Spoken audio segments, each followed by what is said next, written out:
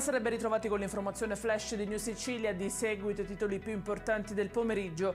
In apertura la decisione della Procura di Palermo di aprire un'indagine sui contributi regionali a una serie di associazioni culturali come la Progetto Teatrando, che in 3 anni ha incassato 418.000 euro e che erano intestate a familiari e persone vicine a Carlo Auteri, deputato regionale che si è autosospeso da Fratelli d'Italia nei giorni scorsi.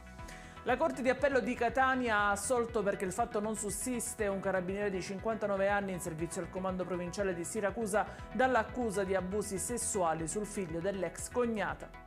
226 dipendenti saranno assunti da Wind 3 SPA con contratto di lavoro subordinato a tempo indeterminato con effetto retroattivo dalla data della loro assunzione. Lo ha deciso il giudice del lavoro di Milano Cecilia Stefanizzi. La notizia è stata comunicata dalla FP-CGIL.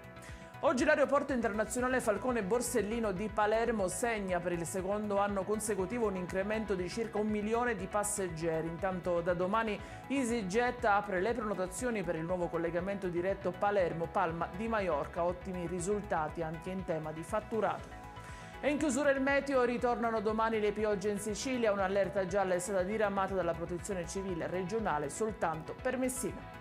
Ed è tutto per questa edizione. Come sempre vi ricordo che i dettagli su queste notizie li trovate sul nostro sito www.newsicilia.it e sui nostri canali social. Grazie per averci seguito, appuntamento a domani, arrivederci.